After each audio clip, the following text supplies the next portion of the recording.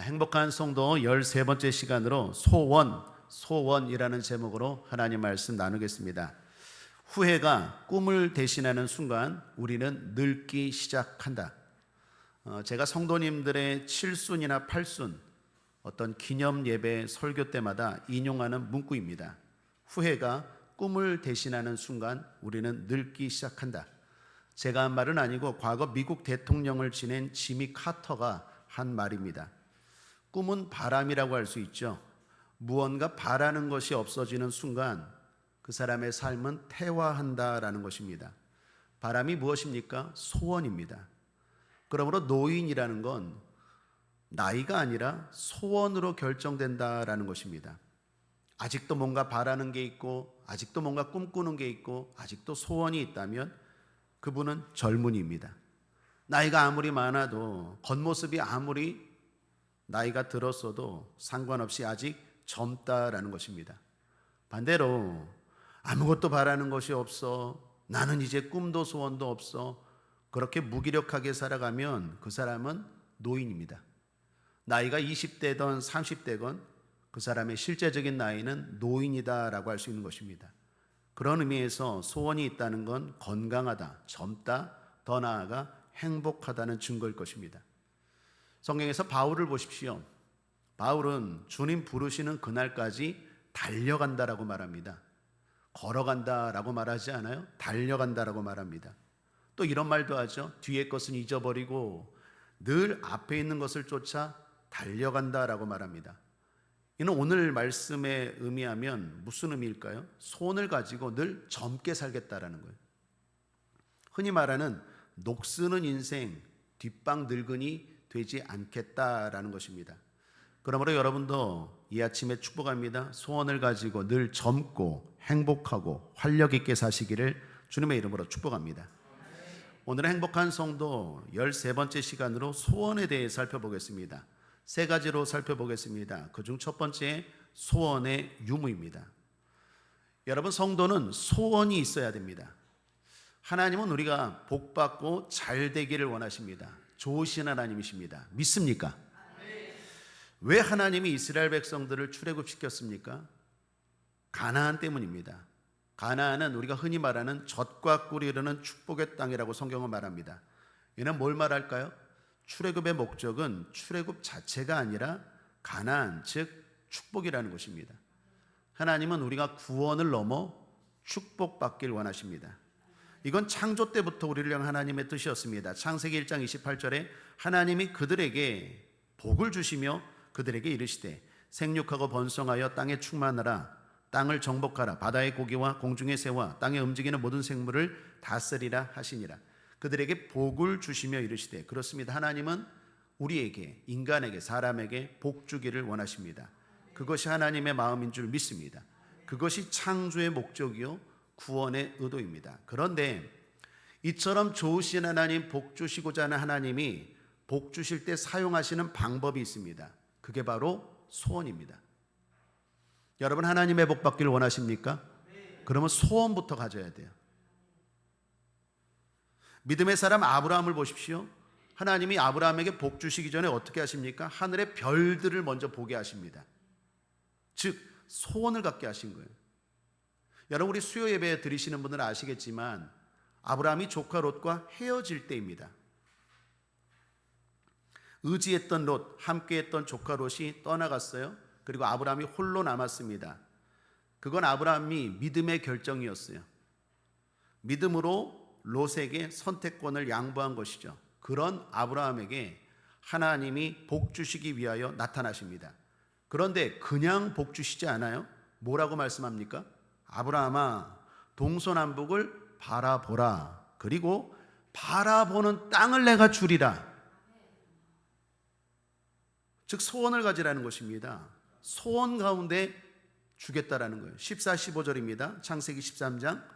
롯이 아브라함을 떠난 후에 여호와께서 아브라함에게 이르시되 너는 눈을 들어 너 있는 곳에서 동서남북을 바라보라. 보이는 땅을 내가 너와 내 자손에게 주리니 영원히 이르리라.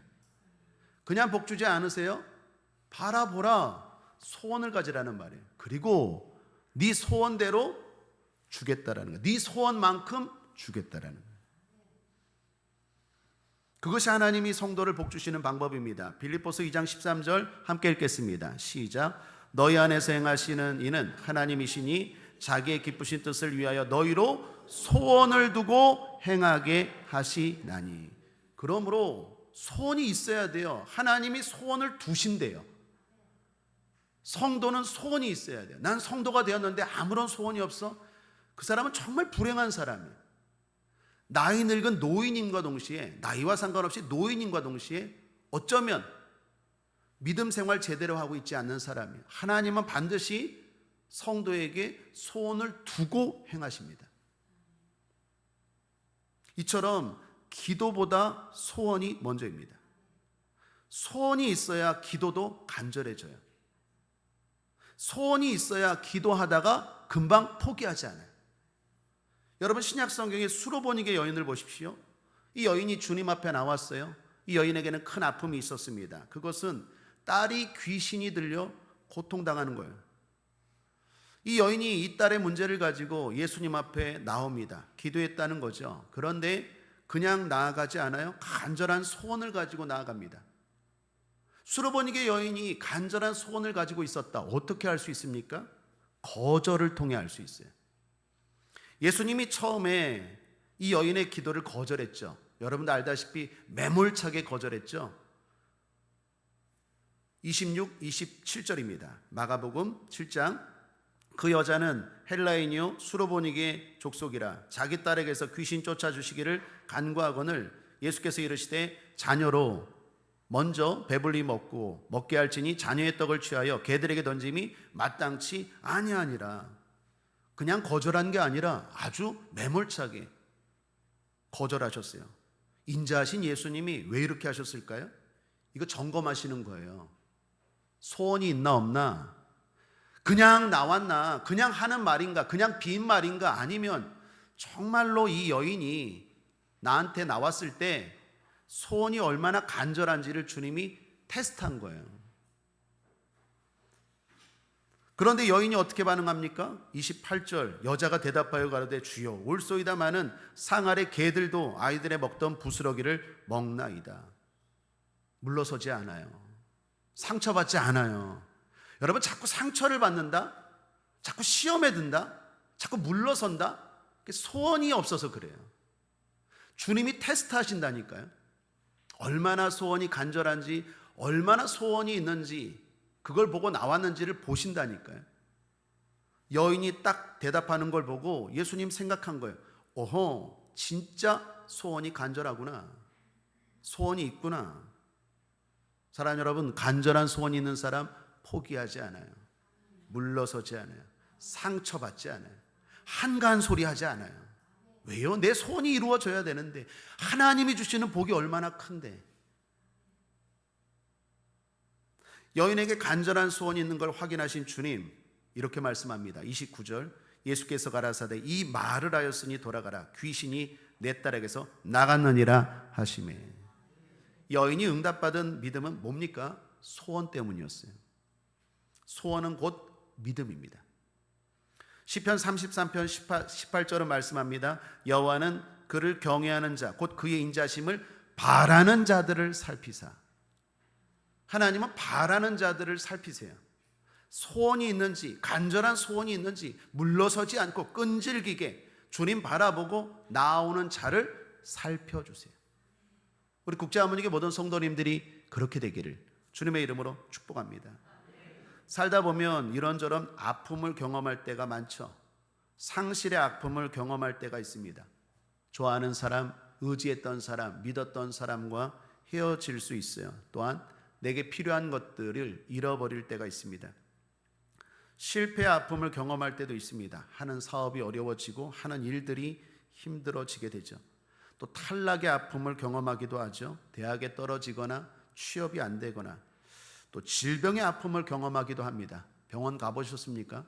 병원 신방 가볼 때마다 느낍니다. 차고 넘칩니다. 환자들이 얼마나 많은지. 여러분, 오늘 시편 저자 다윗은 어떨까요? 다윗도 살면서 상실의 아픔, 탈락의 아픔, 질병의 아픔, 온갖 아픔을 경험한 사람이에요. 그런 다윗이 오늘 시편 37편을 통해서 우리에게 가르쳐 주시는 거예요. 참고로 시편 37편은 다윗이 지은 시인데 노년에 지은 시입니다. 고백과 같은 시편이에요. 지혜와 같은 시편이에요. 내가 이런저런 아픔이 많았는데 하나님의 은혜로 결국 여기까지 왔다라는 거예요. 복 받았다라는 거예요. 이유가 뭐냐? 우리에게 가르쳐 주는 거예요. 한마디로 소원을 가졌다라는 거예요. 4절입니다. 또 여호와를 기뻐하라. 저가 내 마음에 소원을 이루어 주시리로다. 이 다윗의 경험에서 나온 고백입니다. 동시에 하나님이 다윗을 통해서 우리에게 가르쳐 주시는 지혜인 줄 믿습니다. 다윗이 지금 말하는 거예요. 여러분들, 나도 여러분처럼 이렇게 목동이고 소년이고 파란만장한 삶을 살았는데 그때마다 하나님이 이기게 하시고 여기까지 복받은 이유는 그럼에도 불구하고 소원을 가졌기 때문입니다. 그 소원을 하나님이 이루어 주시는 겁니다. 아무런 소원도 없는데 하나님이 이루어 주는 게 아니라 소원을 이루어 주시는 거예요. 그럼 우리 입장에서는 어떻게 해야 됩니까? 소원부터 가지십시오. 이 얘기. 그러므로 사랑하는 여러분, 상황이 아무리 힘들어도 소원을 놓치지 않게 되길 바랍니다. 더욱이 이해가 되지 않아도 소원을 놓치지 않게 되길 바랍니다. 여러분 1절을 보시면 행악자를 인하여 불평하여 하지 말며 불의를 행하는 자를 투기하지 말지어다 라고 말합니다. 행악자를 인해 왜 불평하고 투기할까요? 그것은 악을 행하는 사람들이 잘 되는 거예요. 그러니까 이해가 안 돼요. 그래서 더욱 힘든 거예요. 저렇게 악한 사람들이 잘 되는 거 보니까 더욱 이해가 안 돼요. 상황도 어려운데 이해도 안 되니까 소원 갖고 싶은 마음이 안 생긴다라는 거예요. 더욱이 그런 악인들이 의인을 괴롭힙니다. 12절 악인이 의인치기를 꾀하고 향하여 그 일을 가는도다. 의인들을 보니까 어렵게 살고 힘들어요. 악인은 잘만 살아요. 그 악인들이 또 의인을 막 괴롭히네요. 이런 걸 보면 어떻습니까? 그냥 인생이 그런 것 같고 아무런 소원도 생기지 않아요. 그런데 지금 다윗이 말하는 거예요. 그럼에도 불구하고 오히려 그러니까 소원을 가지라는 것입니다. 사랑하는 여러분, 소원이 먼저입니다. 두 번째, 소원의 내용입니다. 하나님은 우리의 소원을 들어주신다고 했습니다. 소원을 가지고 하는 기도에 응답하십니다. 그러나 기억해야 되는 건 욕심은 들어주시지 않아요. 여러분 이거 잘 보셔야 돼요. 내가 가지고 있는 게 소원인지 욕심인지를 잘 보셔야 돼요. 하나님은 소원은 들어주시지만 욕심은 안 들어주세요. 그 말은 우리의 소원이 합당해야 한다라는 것입니다. 내가 바라는 게 욕심인지 아니면 소원인지를 잘 분별해야 돼요. 이게 유머인지 아니면 씁쓸한 이야기인지 인터넷에 본 글입니다. 어느 부부가 운물가에 섰대요. 소원을 비는 운물가래요. 동전을 던지고 부부가 소원을 빌었어요. 그런데 남편이 갑자기 발을 헛디뎌 갖고 운물에 빠져버렸어요. 그때 아내가 말합니다. 아니 이렇게 소원이 빨리 이루어지나? 웃으면 안 돼요. 여러분 이런 소원은 악한 소원이죠. 이런 류의 소원은 절대로 하나님은 들어주지 않아요. 한 번은 예수님이 예루살렘을 제자들과 가는 중이었습니다. 한 마을을 지나가실 때 거기서 잠깐 머물고자 했어요. 그런데 마을 사람들이 예수님을 배척했어요. 우리 마을에 들어오면 안 된다. 우리 마을에서는 쉴 수가 없어요. 그랬더니 그냥 좋게 말할 수도 있는데 아주 홀대하고 냉대했던 것 같아요. 제자들이 화가 났어요. 주님, 이 사람들이 우리를 몰라보네요. 우리가 누구인지 몰라보는데 이게 하늘의 능력을 내려서 이 마을을 그냥 다 불살라 버릴까요? 그랬더니 예수님이 뭐라 그럽니까? 콜 그럽니까?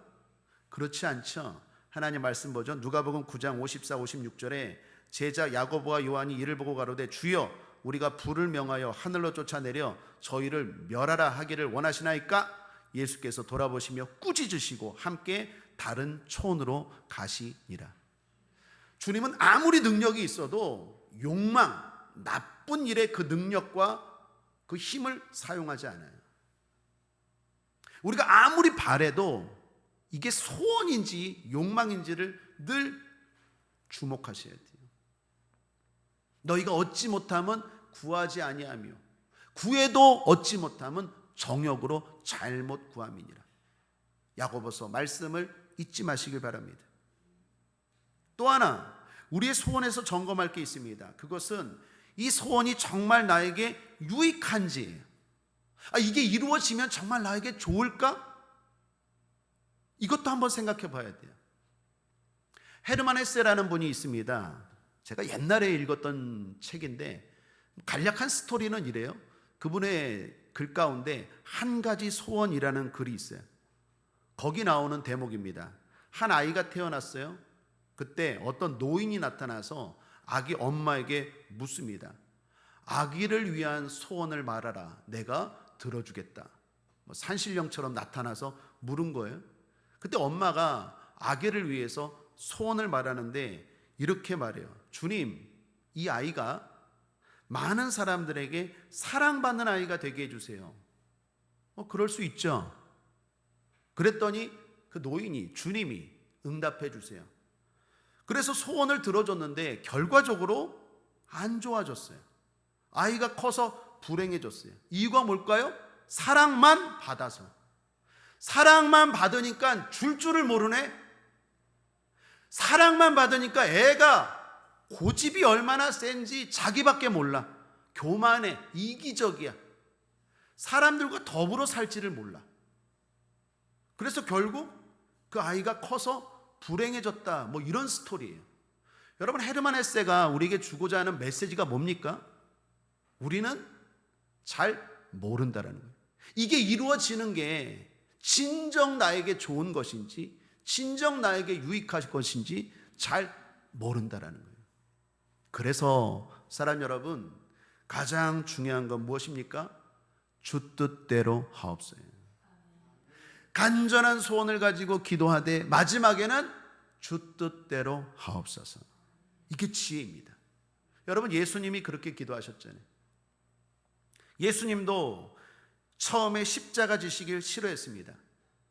육신의 몸을 가지고 계셨기 때문에 십자가 지는 게 두렵죠. 고통스럽죠. 피하고 싶었어요. 그래서 하나님께 이 문제를 가지고 간절히 기도하지 않았습니까? 그게 겟세마네 동산에서 기도죠. 주님, 십자가 지지 않게 하여 주옵소서. 땀방울이 핏방울 되도록 간절한 소원을 가지고 하나님 앞에 기도했어요. 그런데 기도하고 마지막에 뭐라고 말합니까? 내 뜻대로 마옵시고 주 뜻대로 되기를 원하나이다. 마태복음 26장 39절입니다. 조금 나아가사 얼굴을 땅에 대시고 엎드려 기도하여 가라사대 내 아버지여, 만일 할만하시거든 이 잔을 내게서 지나가게 하옵소서. 그러나 나의 원대로 마옵시고 아버지의 원대로 하옵소서 하시고, 그러나 나의 원대로 마옵시고 아버지의 원대로 하옵소서. 사랑 여러분, 이거는 내 소원이 이루어지지 않기를 바라는 게 아니라 하나님을 신뢰하는 거예요. 우리는 잘 몰라요. 우리는 미래를 잘 몰라요. 내가 지금 이렇게 되는 게, 내가 바라는 대로 되는 게 진짜 나에게 좋은 것인지 아니면 나에게 불행한 것인지 우리는 몰라요. 그러나 하나님은 아세요. 아실 뿐만 아니라 그 하나님은 우리를 사랑하시는 줄 믿습니다. 그래서 그 하나님을 신뢰하십시오. 간절한 소원이 있어야 돼요. 그러나 마지막에는 하나님에 대한 신뢰를 고백하셔야 돼요. 하나님, 내가 이거 이루어지기를 바라지만 그러나 하나님의 뜻대로 되기를 원합니다. 그것이 정말로 진정한 복된 기도인 줄 믿습니다.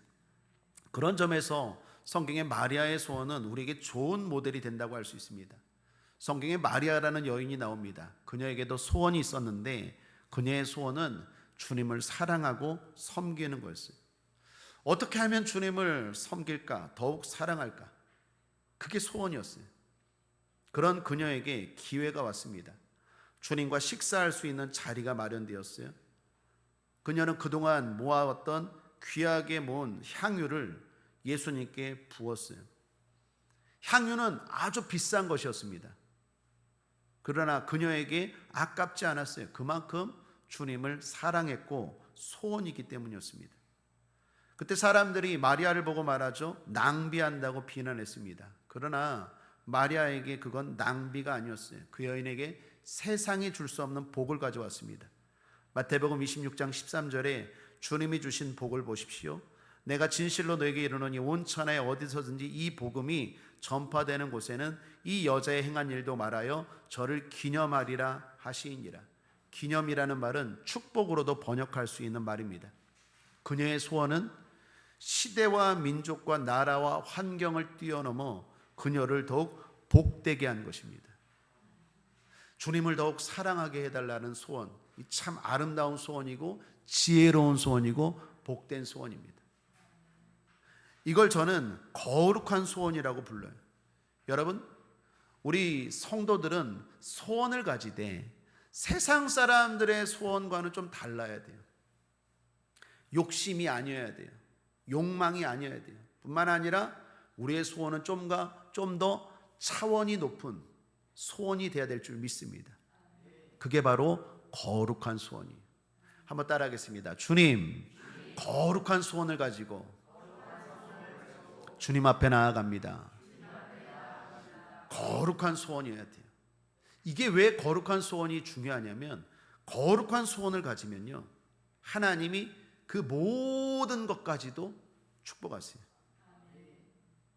거룩한 소원은 가지는 것만으로도 하나님이 기뻐하십니다. 그리고 복 주십니다. 자, 대표적으로 두 사람 소개하죠. 한 사람은 다윗입니다.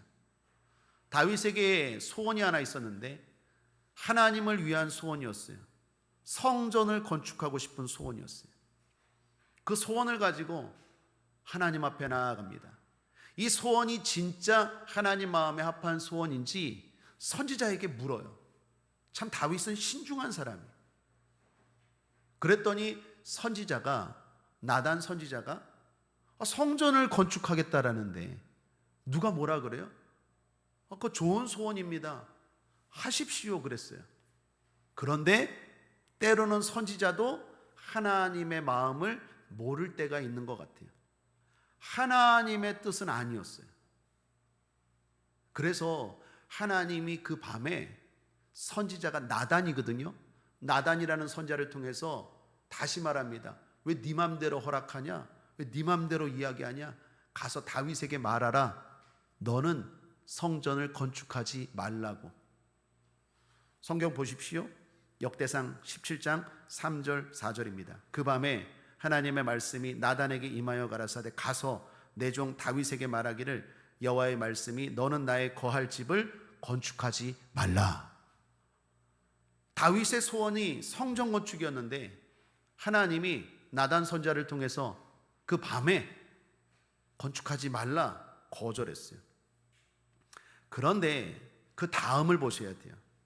그런 소원을 가진 다윗에게 하나님 어떻게 하십니까? 큰 복을 허락하세요. 그때 다윗이 감격에 겨워 이렇게 고백합니다. 역대상 같은 17장 26, 27절입니다.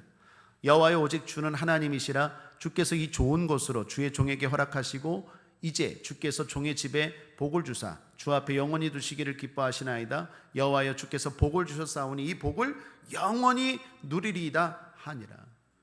여러분, 여기서 우리가 주목해야 되는 건 하나님은 거룩한 소원만 가져도 복을 주시는구나. 다윗의 소원은 이루어지지 않았어요. 성전 건축이라는 소원은 이루어지지 않았지만 그 소원을 가진 것 자체만으로도 하나님은 다윗에게 영원한 복을 주셨어요. 우리의 소원이 어때야 되는지 잘 보셔야 돼요. 여러분, 그 아들 솔로몬도 마찬가지입니다. 솔로몬은 왕이 되었습니다. 왕이 되면 바쁘죠. 왕이 되면 힘이 있습니다. 그럼에도 불구하고 솔로몬이 1천 번제를 드렸어요. 그걸 보시고 하나님이 솔로몬에게 나타나서 말씀하시죠. 솔로몬아, 너도 소원을 말하라. 솔로몬의 소원은 지혜이지 않았습니까?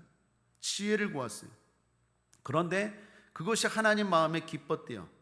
열왕기상 3장 10절에 솔로몬이 이것을 구하매 그 말씀이 주의 마음에 맞은지라. 주의 마음에 맞은지라. 왜 맞았습니까? 거룩한 소원이었어요. 자, 그런 솔로몬에게 하나님이 또한 큰 복을 내리시는데 12, 13절을 보십시오. 내가 내 말대로 하여 내게 지혜롭고 총명한 마음을 주노니 너의 전에도 너와 같은 자가 없었거니와 너의 후에도 너와 같은 자가 일어남이 없으리라. 내가 또 너의 구하지 아니한 부와 영광도 내게 주노니 내 평생의 열왕 중에 너와 같은 자가 없을 것이라. 여기 포인트가 뭡니까? 내가 또 너의 구하지 아니한. 여기서 우리가 알 수 있는 게 뭡니까? 하나님은 구하면 주시는구나. 그런데 제대로 구하면 구하지 아니한 것까지 주시는구나. 그래서 우리의 소원이 거룩한 소원인지 진짜 제대로 된 소원인지를 살펴야 돼요. 사랑하는 여러분, 거룩한 소원은 가지기만 해도 하나님은 복 주십니다. 거룩한 소원을 가지면 구하지 아니한 것도 주십니다.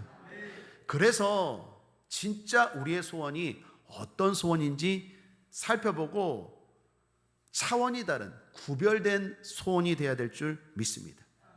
자, 마지막으로 소원을 이루는 방법입니다. 오직 하나님입니다. 4절입니다. 또 여호와를 기뻐하라. 저가 내 마음의 소원을 이루어 주시리로다. 할렐루야. 하나님을 기뻐하라. 저가라고 말합니다.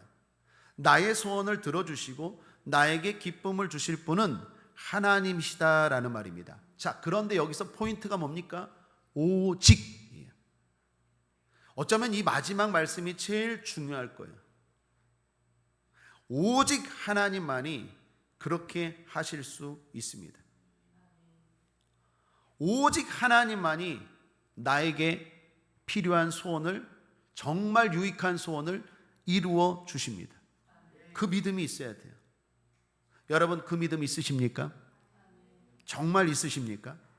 그렇다면 그런 사람에게는 이게 없어야 돼요. 아니, 이것을 주의해야 됩니다. 그게 뭘까요? 한번 따라할까요? 불평과 투기. 오직 하나님만이 나의 소원을 들어주십니다라는 믿음이 있는 사람은 반드시 그 사람의 삶에서 불평과 투기가 생기지 말아야 돼요. 반대로 이거 주의해야 돼요. 그럴 때 하나님은 네가 정말로 나를 신뢰하고 믿는구나라고 인정하십니다. 여러분, 오늘 성경 1절입니다. 본문, 행악자를 인하여 불평하여 하지 말며 불의를 행하는 자를 투기하지 말지어다. 불평이 뭘까요? 안달하다라는 뜻이에요.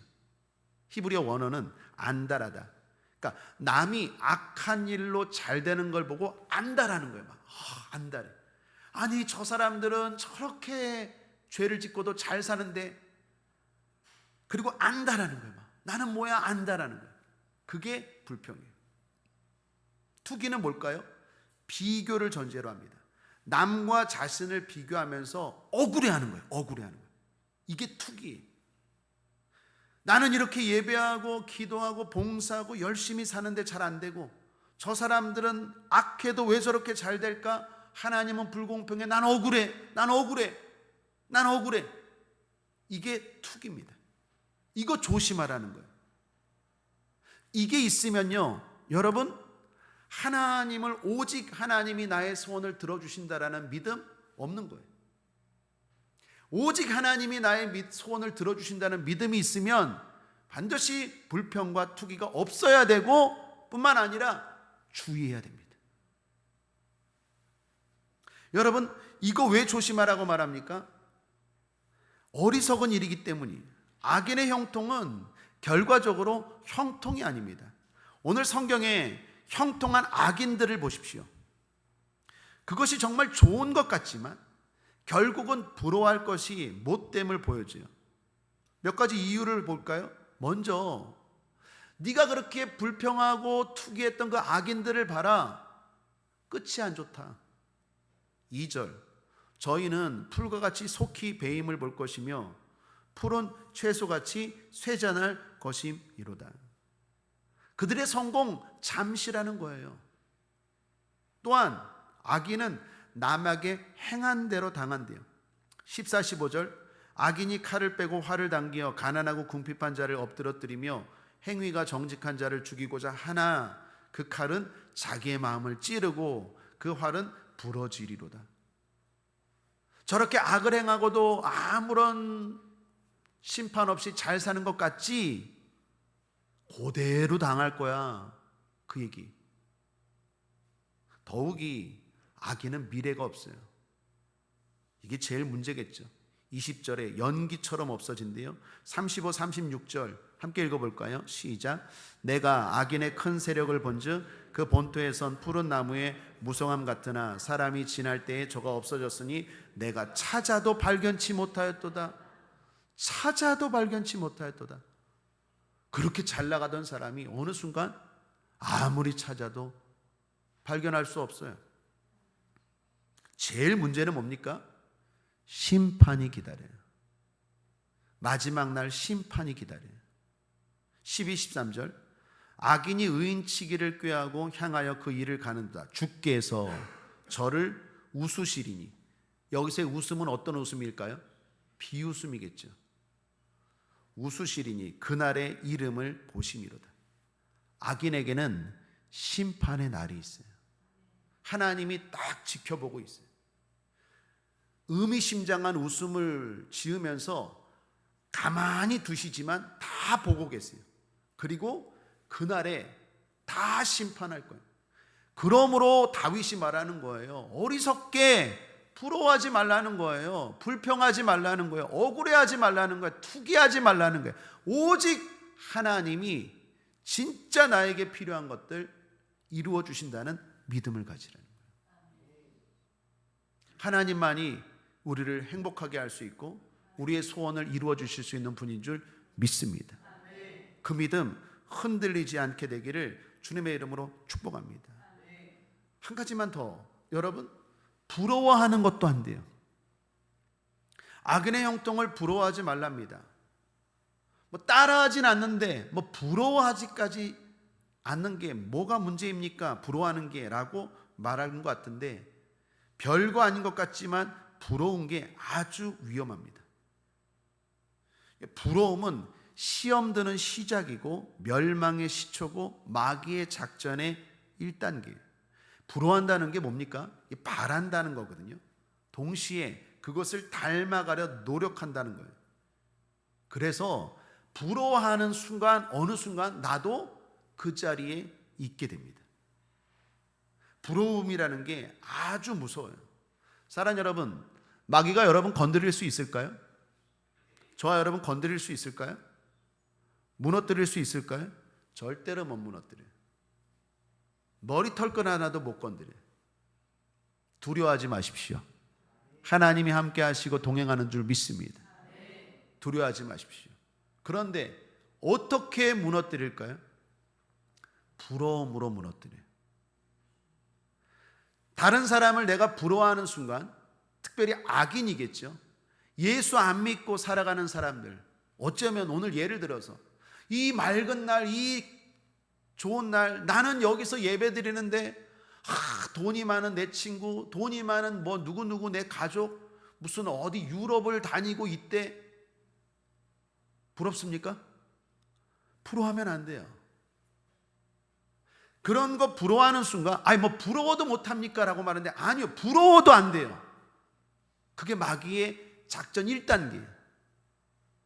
내가 그걸 부러워하는 순간 거기서부터 점점 시험에 들기 시작해요.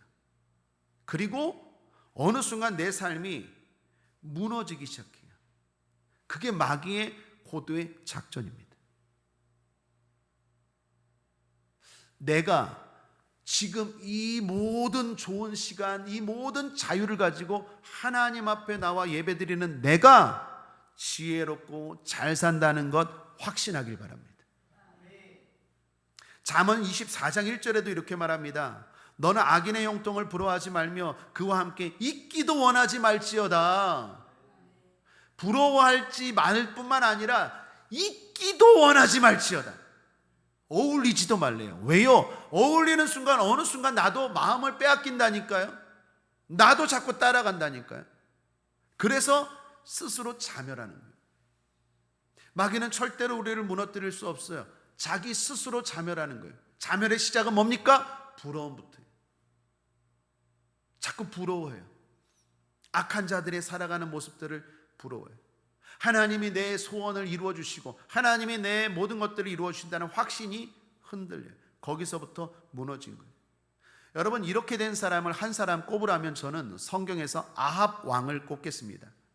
아합이라는 왕 들어보셨을 거예요. 이스라엘 왕으로 하나님을 경외하는 왕이었습니다. 그런데 이 왕이 잘못한 게 있었어요. 그게 바로 부러움입니다. 이방 나라를 부러워했어요. 잘 사는, 우상을 섬기면서 잘 사는 이방 나라를 이 아합이 부러워했어요. 저 나라는 우리보다 크고 우리보다 잘 살고 화려하고 부러워했어요. 부러움이 점점 시간이 지나니까 마음을 지배하기 시작했어요. 결국 그 나라처럼 되려고 그 나라 공주를 아내로 데려옵니다. 그 아내가 이세벨이에요. 이세벨이라는 이 여인 때문에 아합 왕은요, 이스라엘 역사상 가장 악한 왕, 가장 불행한 왕, 가장 저주받은 왕이 돼요. 아합이, 그렇게 신실했던 아합이, 그렇게 하나님의 은혜로 왕이 되었던 아합이 멸망의 길을 가게 된 시작이 뭡니까? 부러움이었어요. 부러움. 사랑하는 여러분, 부러우면 지는 거예요. 다시 한번 축복하며 격려합니다. 여러분이 지금 잘 살고 있는 거예요. 주님을 바라보고 주님 앞에 예배드리고 주님을 의지하고 주님만이 나의 소망이시고 나의 능력이시라고 고백하는 여러분이 잘 사는 거예요. 그 확신 흔들리면 안 돼요. 부러워하지 마십시오. 시편 31편 24절입니다. 여호와를 바라는 너희들아 강하고 담대하라. 우리 국제하모니교회 성도님들 강하고 담대하십시오. 마음 지키십시오. 철야 때 나눈 말씀으로 하면 속사람이 강건하길 바랍니다. 속사람이 강건한 사람들은 세 가지가 없다 그랬죠. 실망하지 않아요. 안주하지 않아요. 오해하지 않아요. 바울이 감옥에 있었잖아요. 사람들이 오해했잖아요. 하나님을 믿는데 왜 저렇게 불행해? 바울이 말합니다. 오해하지 마라. 이건 나의 환난이 아니라 영광이니라. 사랑하는 여러분, 부러워하지 마셔야 돼요. 오늘 설교에서 성령께서 제 마음에 강조하는 것 같아요. 다시 한번 강조합니다. 부러워하지 마십시오. 누구에게 하시는 말씀인지 모르겠는데 성령께서 주시는 말씀인 것 같아요. 다시 강조합니다. 부러워하지 마십시오. 자신감을 가지세요. 당당하시길 바랍니다. 내가 지금, 우리가 지금 잘하고 있고 잘 가고 있는 줄 믿습니다. 오늘 특별히 하나님이 소원을 들어주신다는 확신이 있어요. 그래서 말씀을 여기서 마치고 기도하길 원합니다. 여러분의 소원이 이루어질지어다. 여러분의 거룩한 소원이 이루어질지어다. 여러분의 소원을 가진 것만으로도 하나님이 축복하실지어다. 구하지 아니한 것도 주실지어다. 그러한 복된 시간, 복된 기도 될 줄 믿습니다. 끝으로 시편 52편 함께 읽고 말씀을 마무리하고자 합니다. 신앙 고백하는 마음으로 함께 읽겠습니다. 시작. 강포한 자여 내가 어찌하여 악한 계획을 스스로 자랑하는고 하나님의 인자하심은 항상 있도다. 내 혀가 심한 악을 꾀하여 날카로운 삭도같이 간사를 행하는도다. 내가 선보다 악을 사랑하며 의를 말함보다 거짓을 사랑하는도다. 간사한 혀여 내가 잡아먹는 모든 말을 좋아하는도다. 그런즉 하나님이 영영이 너를 멸하시며 너를 취하여 내 장막에서 뽑아내며 생존하는 땅에서 내 뿌리를 빼시리로다. 의인이 보고 두려워하며 또 저를 비웃어 말하기를 이 사람은 하나님으로 자기 힘을 삼지 아니하고 오직 그 재물의 풍부함을 의지하여 제 악으로 스스로 든든케 하던 자라 하리로다. 오직 나는, 잠깐만요, 이거 한 3번 읽죠. 시작. 오직 나는, 오직 나는, 오직 나는. 함께 읽겠습니다. 하나님의 집에 있는 푸른 감람나무 같으며 하나님의 인자하심을 영영히 의지하리로다. 주께서 이를 행하셨으므로 내가 영영이 주께 감사하고 주의 이름이 선함으로 주의 성도 앞에서 내가 주의 이름을 의지하리이다. 오직 나는, 오직 저와 여러분은 그렇게 살 때 진정으로 복된 인생, 소원이 이루어지는 인생 될 줄 믿습니다. 하나님이 저와 여러분 잘 아십니다. 뭐가 필요한지 아세요. 중요한 건 그 소원을 가지고 주님 앞에 나아갈 때 이루어 주시고 구하지 아니한 것도 채워 주실 줄 믿습니다. 하나님만이 나를 채울 수 있다는 것 기억하고 내 구주 예수를 더욱 사랑 그 마음으로 충만하셔서 세상의 헛된 것들, 헛된 사람들 부러워하지 않는 하나님의 자녀들 되시기를 주님의 이름으로 축복합니다. 말씀을 정리합니다. 행복한 성도는 마음에 소원이 있어야 합니다. 그 소원이 욕심이 아닌지 살펴보아야 합니다. 그 소원이 나에게 정말로 유익한지 살펴보아야 합니다. 그래서 거룩한 소원을 가져야 됩니다. 그리고 믿어야 합니다. 하나님만이 나의 소원을, 나에게 정말로 필요한 소원을 이루어 주신다고 믿어야 합니다. 축복합니다. 여러분의 거룩한 소원이 이루어 주시기를 축복합니다.